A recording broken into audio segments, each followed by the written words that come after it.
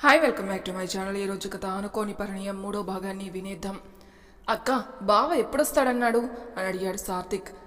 ఏమో, పేరుకి డాక్టర్, మమ్మల్ని ఎప్పుడూ పట్టించుకోవట్లేదు. ఈ ట్రాన్స్ఫర్తోనే సరిపోతుంది. అన్ని ఊర్లు తిరుగుడే. నాకేమో విసుగొచ్చి ఇక్కడికి వచ్చేస్తాను. హైదరాబాద్కి పెట్టుకుంటేనే ఇక్కడికి వస్తేనే వస్తానని చెప్పాను. ఏం చేస్తాడక్క, బావ జాబ్ అలాంటిది కదా అన్నాడు. అందుకే కదా అడ్జస్ట్ అయ్యేది మీ బావగారితో. నువ్వు బాధపడకక్క, ఇంకా కొన్ని రోజులే కదా, 2 months అయితే బావకు హైదరాబాద్ ట్రాన్స్ఫర్ అవుతుంది. అప్పుడు అందరూ ఇక్కడే ఉండొచ్చు అంటాడు శ్రీమన్. అందుకేరా అన్నీ సర్దుకొని ఇక్కడికి వచ్చేస్తాను. మీ బావ రావాలి. ఇంకా నాకైతే చాలా విసుగొచ్చేస్తుంది. ఊర్లో తిరగలేక పిల్లలకి స్టడీ అంతా కష్టమైపోతుంది. ఒక్కొక్క ఊర్లో ఒక్కొక్క లాంగ్వేజ్ అలవాటైపోయింది పిల్లలకి. ఆ చిన్నది నన్ను చావు కొడుతుంది. అన్ని లాంగ్వేజ్లు కలిపి మాట్లాడుతుంది. నాకు ఒక్క ముక్క కూడా అర్థం కావట్లేదు. అక్కో సూపరు, నా చిన్న మేనకోడలు అన్ని లాంగ్వేజ్లో కలగలిపి మాట్లాడుతుందా? చాలా తెలివి ఉందక్క దానికి. అలా మాట్లాడితే ఉన్న చదువు కాస్త పోతుంది. దాన్ని ఇప్పుడు ఏ స్కూల్లో వేయాలో అర్థం కావట్లేదు. మీ బావ వచ్చాకనే స్కూల్లో వేస్తాను. ఎందుకక్క అంత చిరాకు? బావ వచ్చే వరకు ఎందుకు? ఇప్పుడు హైదరాబాద్లోనే వేద్దాం. నేను మాట్లాడతా కదా, వెళ్ళి అంటాడు శ్రీమన్. లేదు, మీ బావే రావాలి. మళ్ళీ హైదరాబాద్ కాకుండా మళ్ళీ చెన్నైలో పెట్టుకుంటే అప్పుడు ప్రాబ్లం అవుతుంది. నేను అలా బెదిరించి వచ్చాను ఇక్కడికి, అంతే. ఎప్పుడు మన మాట వినరు కదా. తన మాటే నేను వినాలి కదా. అందుకే చూద్దాం, 2 నెలలు వెయిట్ చేస్తా అంటుంది లక్ష్మి. బావని భలే బెదిరిస్తున్నావక్కో అంటాడు సాత్విక్. బెదిరించకపోతే ఏం చేయాలి? లక్ష్మి మాట వినట్లేదు అంటుంది సారిక. ఏంటి తల్లి, నువ్వు కూడా రేపే పెళ్లి చేసుకున్నాక అలానే బెదిరిస్తావా ఏంటి మీ ఆయన్ని? బోడిగుండోడా, నా పెళ్లి గురించి నీకెందుకు? నువ్వు ముందు పెళ్లి చేసుకో. అమ్మో, నేను ఇంకా 2 సంవత్సరాల వరకు పెళ్లి చేసుకోను. ఆ సంసార జీవితం నేను వేగలేను అప్పుడే. ఏంటి తమ్ముడు అలా అంటావు? పెళ్లి చేసుకుని భార్యాభర్తలు అన్యోన్యంగా ఉంటే ఎంత హ్యాపీగా ఉంటుందో తెలుసా అంటుంది లక్ష్మి. అక్కో, నువ్వు చాలా మంచిదానివే.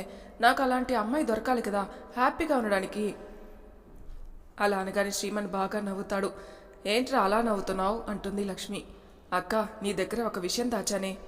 వెదవా, ఏ విషయంరా? ఎవరైనా అమ్మాయి పడిందా నీకు?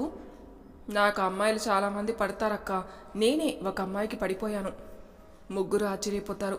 ముగ్గురు ఒకేసారి ఏంటి, నువ్వు ఆ అమ్మాయికి పడిపోయావా? ఎప్పుడు, ఎక్కడా, ఎలా అన్నారు. ఈ మధ్యనేరా, షాపింగ్ వెళ్ళి వస్తుంటే నాకు డాష్ ఇచ్చింది. ఎందుకో తనని చూడగానే పిచ్చిగా నచ్చేసింది. వెంటనే ఐ లవ్ యూ చెప్పాను. ఏంట్రా అలా అనేసావు? చెంప పగలగొట్టిందా అంటాడు సాత్విక్. కొట్టలేదు, షాక్ అయింది. ఒక కండిషన్ పెట్టిందిరా. ఏంట్రా శ్రీమన్, కండిషన్ ఏంటి అంటుంది సారిక. 4 times కలవాలట. తన అడ్రస్ కానీ తన పేరు కానీ తనని ఏ విధంగా కాంటాక్ట్ కాకుండా అనుకోకుండా కలిస్తేనే తన ఐ లవ్ యూ చెప్తాను అనింది. అరే సూపర్ రా, ఆ అమ్మాయి భలే కండిషన్ పెట్టింది. చాలా షార్ప్ అనుకుంటా. ఆ అమ్మాయి కూడా కొంచెం ఈగో ఉన్నట్టుందే అంటుంది లక్ష్మి. నీకెలా తెలిసే ఈగో ఉన్నట్టు? నువ్వు చెప్తుంటేనే తెలుస్తుంది. ఆ అమ్మాయితో జాగ్రత్తగా ఉండు అంటుంది లక్ష్మి.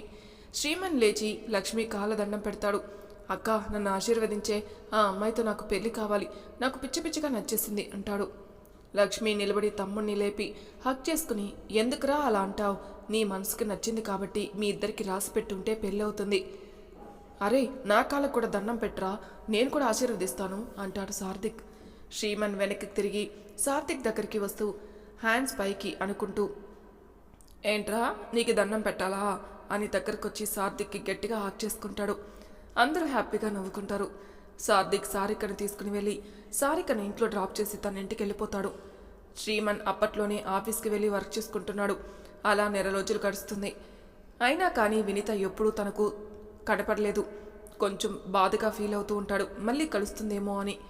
అయినా అక్క చెప్పిందిగా, దేవుడు రాసిపెట్టుంటే కల్పిస్తామని. చూద్దాం, కలిస్తేనే తన గురించి ఆలోచిస్తాను, కలవకపోతే ఆమెని మర్చిపోతాను అనుకుంటాడు. వర్క్ బిజీలో పడిపోతాడు. సారికను పిలిచి ప్రాజెక్ట్ వర్క్ అప్పచెప్తాడు. సాత్విక్, సారిక ఇద్దరు కలిసి వర్క్ చేస్తూ ఉంటారు. ఆఫీస్లో కొత్త అమ్మాయి వస్తుంది. తన పేరు శృతి. శ్రీమన్ శృతికి అన్ని డీటెయిల్స్ ఇచ్చి సారిక దగ్గరికి వెళ్ళండి, వర్క్ చూపిస్తుంది అని చెప్తాడు. శృతి సారిక దగ్గరికి వెళ్ళి వర్క్ గురించి అడుగుతుంది. తన దగ్గర చేస్తుంది. అప్పుడే సాత్విక్ కూడా సారిక దగ్గరికి వస్తాడు. శృతిని చూస్తాడు సాత్విక్. శృతి కూడా సాత్విక్ని చూసి హాయ్ అని గట్టిగా అరుస్తుంది. సారికకి భయమేసి, ఏంటి అంత గట్టిగా అరిచావు? తన మన కొలిగ్ సాత్విక్ అని శృతికి పరిచయం చేస్తుంది. సారిక మేడం, తన నాకు తెలుసు. సాత్విక్ నాకు బీటెక్లో నా క్లాస్మేట్.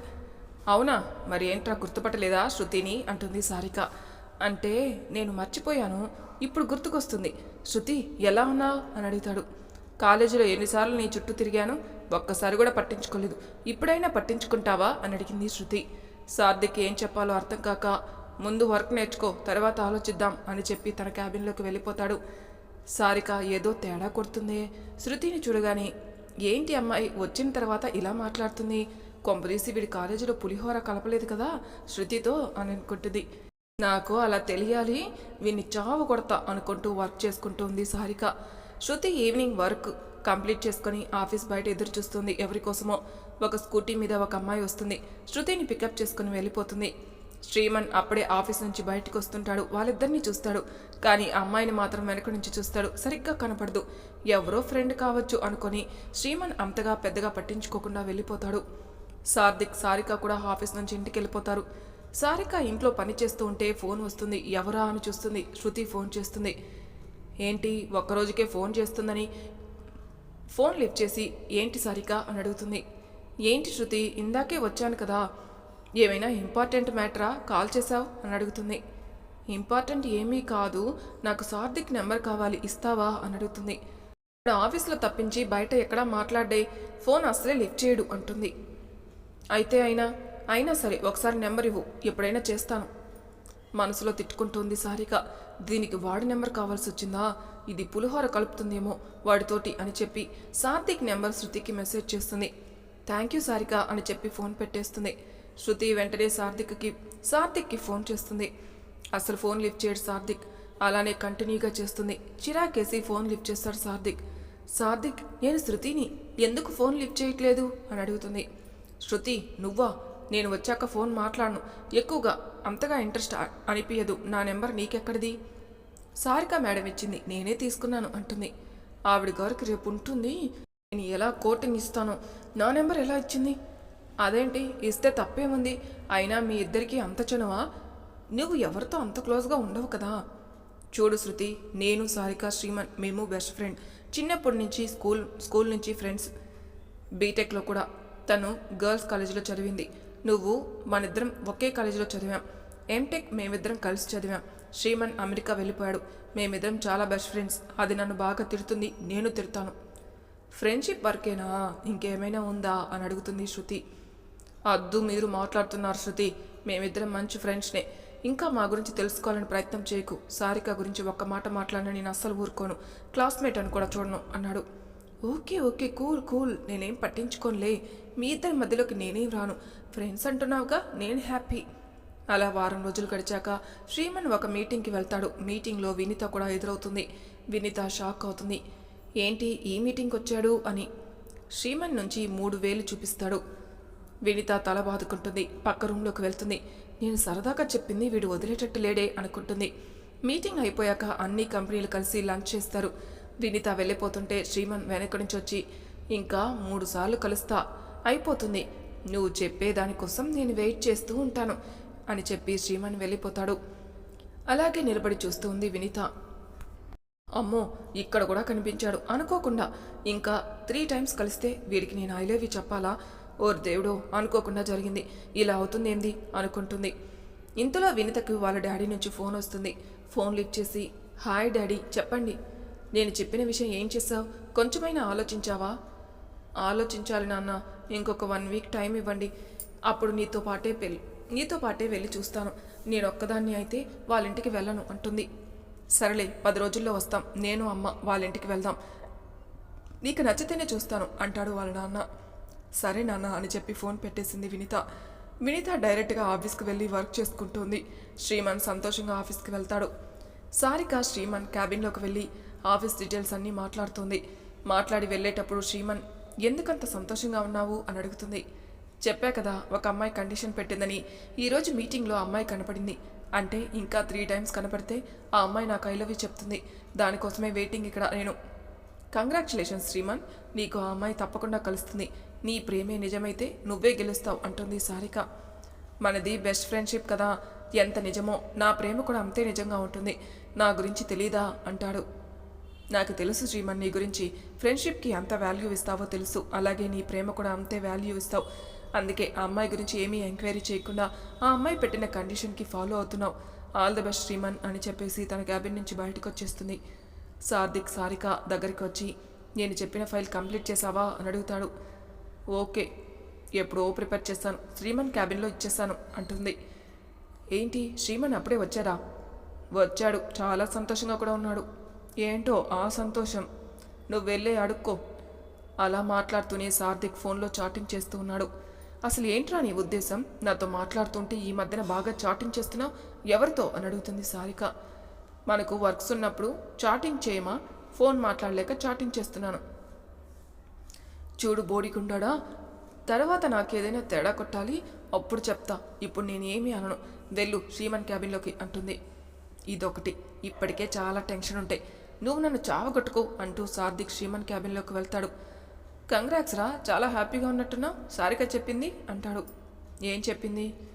ఏమీ చెప్పలేదు, సంతోషంగా ఉన్నాడు అని అంతే. ఏంటి చెప్పలేదా? లేదు, వెళ్ళి నిన్నే అడుక్కోమంది.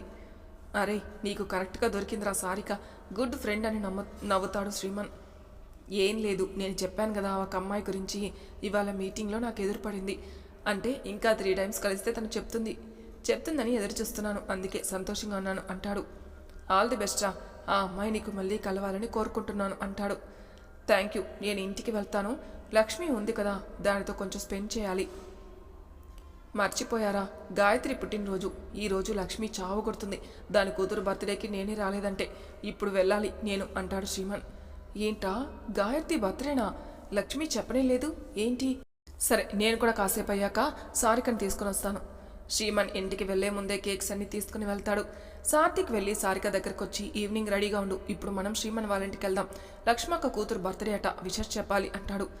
అవును మొన్న లక్ష్మి చెప్పిందే, అయ్యో నేను మర్చిపోయానే. అవన్నీ మర్చిపోతావు, చెప్పినప్పుడు గుర్తు చేయవు. ఇప్పుడు ఇంటికి వెళ్ళాక లక్ష్మి తాట తీస్తుంది. ప్లీజ్ నువ్వు ఆఫీస్లోనే ఉండు, నేను ఇప్పుడే వస్తానని చెప్పేసి గబగబా సారిక షాపింగ్కి వెళ్తుంది. షాపింగ్లో గాయత్రి కావాల్సిన లెహంగా తీసుకుంటుంది, ఎల్లో కలర్లో చాలా బాగుంటుంది. అలా వెంటనే సారిక ఆఫీస్కి వచ్చేస్తుంది. ఈవినింగ్ వరకు వర్క్ చేసుకుని సాత్విక్ సారిక శ్రీమన్ వాళ్ళ ఇంటికి వెళ్తారు. ఇంటికి వెళ్ళాక లక్ష్మి మాత్రం వీళ్ళతో మాట్లాడదు. ముందు సారిక సాత్విక్ గాయత్రి దగ్గరికి వెళ్ళి హ్యాపీ బర్త్డే అని విషెస్ చెప్తారు. సాత్విక చాక్లెట్స్ ఉన్న ప్యాక్ గాయత్రి చేతిలో పెట్టి, నువ్వు ఏదడిగినా ఇస్తాను, ఈరోజు నీకేం కావాలో చెప్పు, ఈ మామ నీకు అన్నీ ఇస్తాడంటాడు. పో మామ, ఎప్పుడు అంటావు తప్పించుకుంటావు, మూవీ తీసుకెళ్తానని ఎన్నిసార్లు చెప్పావు, ఒకసారి కూడా తీసుకెళ్లేదు.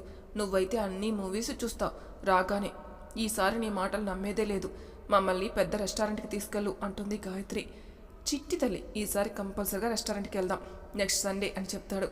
సార్థిక్ మెల్లగా లక్ష్మి దగ్గరికి వెళ్ళి, అక్క ఏం చేస్తున్నావు, ఈరోజు ఏమైనా స్పెషల్ చేస్తావా? లక్ష్మి కోపంగా ఏం మాట్లాడకుండా అక్కడున్న కడాయి సార్థిక్ ముఖం మీదకి విసురుతుంది. సార్థిక్ కొంచెంలో తప్పించుకుంటాడు, అది కింద పడుతుంది. సారీ అక్క, మరీ అంత కోపమా? అక్కడ నాకు తగిలితే ఎలా ఉంటుంది చెప్పు. లక్ష్మి ఏం మాట్లాడకుండా అక్కడున్న బాటిల్ విసిరేస్తుంది. ఆ బాటిల్ సార్థిక్ కాలికి తగులుతుంది.